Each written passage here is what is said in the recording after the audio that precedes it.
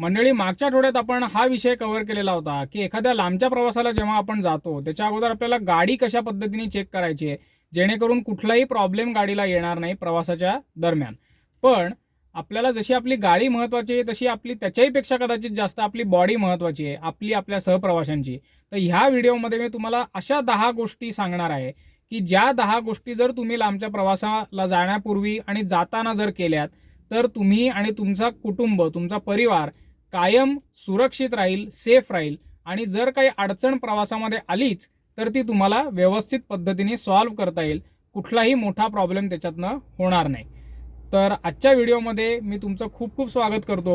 व्हिडिओला सुरुवात करू, चला तर मग.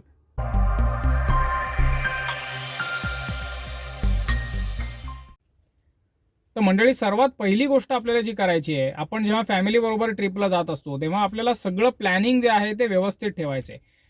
आपण जिथे जिथे राहणार आहोत, जिकडे जिकडे मध्ये थांबणार आहोत, हा संपूर्ण आयटेनरी किंवा संपूर्ण आपला जो ट्रॅव्हल प्लॅन आहे तो एखाद्या कागदावरती लिहून घ्या.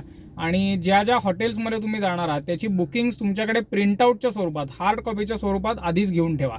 आजकाल मोबाईलचा जमाना आहे, डिजिटल जमाना आहे, हे मला माहिती आहे. पण तरीसुद्धा माझा असा अनेकदा अनुभव आहे की जेव्हा आपण इंटिरियरमधल्या हॉटेल्समध्ये जातो तेव्हा मोबाईलला अनेकदा नेटवर्क नसतं किंवा रेंज कमी असल्यामुळे डॉक्युमेंट्स ओपन होत नाहीत. तर अशा गोष्टी होतात आणि तिथे थोडासा त्रास होतो आपल्याला. त्यामुळे जी जी आपली बुकिंग्स आहेत ती आपल्या बरोबर ठेवायची आहेत. याच्या व्यतिरिक्त आपल्याला जो काय आपला ट्रॅव्हलचा रूट आहे त्याचे ऑफलाईन मॅप्स आपल्याला गुगल मॅपवरती डाउनलोड करून ठेवायचे आहेत. गुगल मॅपवरती एक असं फीचर येतं की जे तुम्ही आधीच एखादा रूट जो आहे तो डाउनलोड करून ठेवू शकता. आणि बऱ्याचदा असं होतं की आपण जेव्हा आतल्या रस्त्यांमध्ये जातो खेडेगावातल्या, तेव्हा तिथे नेटवर्क नसतं मोबाईलला आणि मॅप मग तुम्हाला बघता येत नाही. तर आणि अशा कंडिशनमध्येच आपल्याला मॅपची सर्वात जास्त गरज असते की जेव्हा आपण एकदम इंटिरियरमध्ये आहोत. तर गुगल मॅप्स आपल्याला आवर्जून आधी डाउनलोड करून ठेवायचे. मंडळी, दुसरी जी आपल्याला गोष्ट करायची आहे ती आत्ता जी आपण आयटेनरी किंवा आपला पूर्ण ट्रॅव्हल प्लॅन जो आत्ता ज्याची आपण चर्चा केली, तर तो पूर्ण ट्रॅव्हल प्लॅन आपल्याला कुणाबरोबर तरी आधीच त्यांच्याकडे पाठवून ठेवायचा आहे. म्हणजे तुमचे कोणी नातेवाईक असतील, मित्रमंडळी असतील की जी तुमच्या शहरात राहत आहेत, तर अशांबरोबर अगदी जवळचे जे तुमचे लोक आहेत त्यांच्याबरोबर ती पूर्ण आयटेनरी तुम्ही शेअर करून ठेवा. कारण कुठली इमर्जन्सी आली, कुठलाही काही प्रॉब्लेम जर तुमच्यावरती आला तर कुणाला तरी तुम्ही कुठे कुठे जाणार आहात हे माहिती असणं फार गरजेचं आहे. मित्रांनो, फॅमिली बरोबर आपण प्रवास करायला जेव्हा जातो तेव्हा आपल्या माता भगिनी गाडीमध्ये असतात, लहान मुलं असतात. त्यामुळे तुम्ही ज्या रूटनी जाणार आहात किंवा ज्या ज्या ठिकाणी जे रूट तुम्ही घेणार आहात त्या रूटमध्ये कुठली चांगली हॉटेलं जिथे स्वच्छ वॉशरूम अवेलेबल आहे. कारण आपण पुरुष मंडळी तर होल वावर इज आवर असं म्हणू शकतो, पण अनेकदा असं होतं की स्त्रियांना ह्याविषयी खूप प्रॉब्लेम येतो आणि त्यांची मग खूप गैरसोय होते. तर त्याच्यामुळे बेसिकली आपल्याला अशी काही हॉटेलं, अशी काही रेस्टॉरंट्स आपल्याला शोधून ठेवायचे आहेत आधीच आणि मार्क करून ठेवायचे आहेत ती, की जिथे आपल्याला स्वच्छ वॉशरूम्स मिळतील. आणि आपला एक छोटासा ब्रेकही होईल. आपण लांबच्या ड्रायव्हिंगसाठी जात असतो तेव्हा थोडासा असे मध्ये मध्ये जर आपण दर 2-2 तासांनी जर ब्रेक घेतले तर आपलं माइंड फ्रेश राहतं, गाडीही थोडीशी रिलॅक्स होते आणि आपला ही जी समस्या आज स्त्रियांना येते तीही आपली दूर करता येईल. पुढची गोष्ट जी आपल्याला आता लक्षात ठेवायची आहे ती म्हणजे गाडीमध्ये ॲटलिस्ट 2 लोक अशी पाहिजेत की ज्यांना ड्रायव्हिंग जमतंय.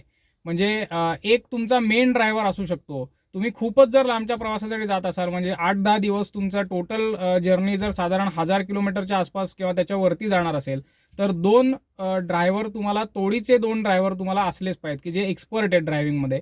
पण जनरल फॅमिली ट्रिप्समध्ये जेव्हा सुद्धा आपण जातो तेव्हा ॲटलिस्ट एक व्यक्ती कोणीतरी अशी असावी गाडीमध्ये की जिला ड्रायव्हिंग येते.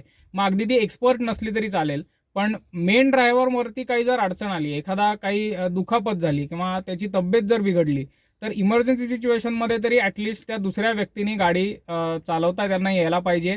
त्यांच्याकडे व्हॅलिड ड्रायव्हिंग लायसन्स असलं पाहिजे. मंडळी, आत्ताच मी तुम्हाला सांगितलं की गाडीमध्ये ॲटलिस्ट 2 व्यक्ती अशा पाहिजेत की ज्यांना ड्रायव्हिंग जमतंय. पण त्यातल्या त्यात जो मेन ड्रायव्हर आहे त्याची झोप पूर्ण असणं अत्यावश्यक आहे. जेव्हा तो मोठ्या काळासाठी ड्रायव्हिंगला बसणार आहे त्याच्या अगोदर ॲटलिस्ट 6 तास त्याची शांत झोप होणं आवश्यक आहे. कारण आजकाल आपले जे हायवेज आहेत ते खूप फास्ट झालेले आहेत. म्हणजे आपण 80 ते 100 किंवा कधी कधी 120च्या वगैरे स्पीडनी सुद्धा आपण गाडी आरामात चालवू शकतो. तशा स्पीड लिमिट्स सुद्धा आहेत. ट्रॅफिकही खूप आजकाल वाढलेलं आहे आणि त्याच्याचमुळे मित्रांनो ॲक्सिडेंट्सचं प्रमाण वाढलेलं आहे. त्यामुळे जेव्हा तुम्ही लाँग ड्राईव्हला जाल तेव्हा म्हणजे मोठ्या काळासाठी तुम्हाला तुमचं माइंड फ्रेश असणं गरजेचं आहे, अलर्ट असणं गरजेचं आहे आणि त्याच्यासाठी तुमची झोप पूर्ण होणं हे अतिशय महत्त्वाचं आहे. मित्रांनो, कायम लक्षात ठेवा, नजर हटी दुर्घटना घटी. तसंच मित्रांनो, तुम्ही जर मेन ड्रायव्हर असाल, तुमच्यावरती जर ड्रायव्हिंगची जबाबदारी असेल किंवा जेव्हा जेव्हा तुमच्यावरती ट्रिपमध्ये ड्रायव्हिंगची जबाबदारी येईल त्याच्या अगोदर आपल्याला खूप हेवी जेवायचं नाही आहे. म्हणजे तुम्ही अनेक ड्रायव्हर्सला, जे प्रोफेशनल ड्रायव्हर्स आहेत की जे अनेक वर्ष 20-30 वर्ष टुरिस्ट गाड्यांवरती किंवा इतर ड्रायव्हिंगचाच मेन काम करतायत, ते तुम्ही जर कधी ऑब्झर्व केलेलं असेल तर जेव्हा तुम्ही खायला जेवायला थांबता तेव्हा ते अतिशय काहीतरी लाईट खातात, जास्त हेवी खात नाहीत. कारण अगदीच हे ऑब्व्हियस आहे की जर तुम्ही खूप जास्त हेवी जेवलात तर तुम्हाला झोप येण्याची शक्यता जास्त असते. ची जास्त जी एनर्जी असते ती अन्न पचवण्यासाठी जाते. तुमचं ड्रायव्हिंगचं लक्ष किंवा ड्रायव्हिंगला एनर्जी मग कमी पडते. मंडळी, आजकाल गॅजेट्सच्या शिवाय ट्रॅव्हल करणं फार अवघड झालेलं आहे आणि म्हणजे करूही नाही आहे, कारण गॅजेट्स आपलं आयुष्य सोपं करतात. म्हणजे मोबाईल किंवा तुमचं लॅपटॉप वगैरे ज्या गोष्टी असतात त्या, ॲटलिस्ट मोबाईल तरी. कारण तुम्ही छान छान ठिकाणी जाल तेव्हा फोटो काढायला लागतील. तुम्हाला पेमेंटसुद्धा आजकाल मोबाईलवरून झालेत, त्याच्यामुळे आपले मोबाईलचे चार्जर्स वगैरे घेतलेले आहेत ना, हेही तुम्ही अवश्य बघा. आता ही अगदी जनरल पुढची गोष्ट आहे की पण खूप महत्त्वाची ठरू शकते काही काही सिच्युएशन्समध्ये, की तुमच्याबरोबर कायम ड्राय स्नॅक्स घरून घेऊन ठेवा. म्हणजे आजकाल सगळीकडे बालाजी, रफल्स, लेज वगैरे सगळीकडे सगळं मिळतं. मला मान्यच आहे, बिस्किटं पार्लेजी कितीही छोटं गाव असेल, काही असलं तरी मिळतं. पण चांगलं घरातून तुम्ही जर काही चिवडा, चकली काहीतरी जर तुम्ही पॅक करून घेतलेलं असेल तर तुम्हाला आयत्या वेळेला जर काही प्रॉब्लेम झाला, आजकाल असं होतं की जेव्हा तुम्ही मोठ्या प्रवासासाठी जाता तेव्हा अचानक खूप मोठे ट्रॅफिक जॅम्स तुम्हाला लागू शकतात, तुमची गाडी ब्रेकडाऊन होऊ शकते. तुम्ही जर माझा पहिला व्हिडिओ बघितलेला असेल तर गाडी ब्रेकडाऊन होण्याचे चान्सेस खूप कमी असतात, पण ट्रॅफिक जॅम मात्र तुम्हाला नक्कीच लागू शकतो आणि कधी कधी 2-2, 3-3 तासासाठी सुद्धा तुम्ही ट्रॅफिकमध्ये अडकलायत अशी परिस्थिती होऊ शकते, स्पेशली जेव्हा तुम्ही लॉंग विकेंड्सला जाता तेव्हा. मित्रांनो, सुरक्षित प्रवासासाठी आणि सुरक्षित ट्रिपसाठी आपण बऱ्याच सगळ्या गोष्टी आत्ता तर करून घेतलेल्याच आहेत ऑलरेडी. पण विशेष करून गाडीत जर लहान मुलं असतील तर आपल्याकडे आपण फर्स्ट एड किट गाडीत ठेवणं अत्यावश्यक आहे. फक्त लहान मुलांसाठीच नाही तर प्रसंगी आपल्यासाठी सुद्धा. कारण आपण जेव्हा बाहेर फिरायला जातो तेव्हा अनेकदा असं होतं की मुलं मस्ती करत असतात, कुठेतरी धडपडतात, काहीतरी लागतं किंवा आपल्यालाही काहीतरी दुखापत होऊ शकते. आपण जर मेन ड्रायव्हर असलो आणि आपल्याला जर काही दुखापत झाली तर तिथे अजूनच प्रॉब्लेम येऊ शकतो. त्यामुळे गाडीमध्ये कायम एक फर्स्ट एड किट ठेवा.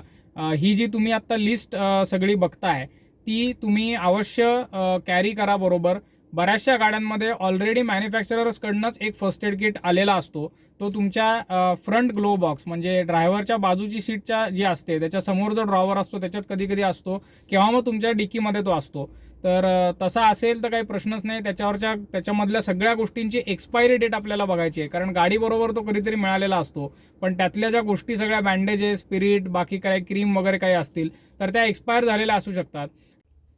मंडळी, शेवटची गोष्ट जी आपल्याला लक्षात ठेवायची आहे ती म्हणजे आपल्याबरोबर कोणी वृद्ध मंडळी म्हणजे म्हातारी लोक किंवा लहान मुलं जर आपल्याकडे विशेषतः प्रवासात येत असतील आपल्याबरोबर तर त्यांची सगळी महत्त्वाची औषधं आपल्याला जर त्यांना काही लागत असतील तर ती जरूर आपल्याबरोबर ठेवायची आहेत. कारण ज्या गावामध्ये आपण जाणार आहोत, ज्या लांबच्या प्रवासासाठी आपण जाणार आहोत तर तिकडे ही औषधं प्रत्येक वेळेला मिळतीलच असं नाही. आणि त्याच्या व्यतिरिक्त ही जी तुम्ही एक आत्ता लिस्ट बघताय ती आमचे एक फॅमिली डॉक्टर आहेत, त्यांनी ही मला दिलेली आहे की कुठल्याही लांबच्या प्रवासासाठी जर तुम्ही जात असाल की जिकडे थोडंसं आतमध्ये तुमचा प्रवास होणार आहे, जिकडे मोठी शहरं वगैरे तुम्हाला कमी लागणार आहेत, तर अशा ठिकाणी तुम्ही ही सगळी औषधं कायम बरोबर ठेवायची आहेत आपल्याला.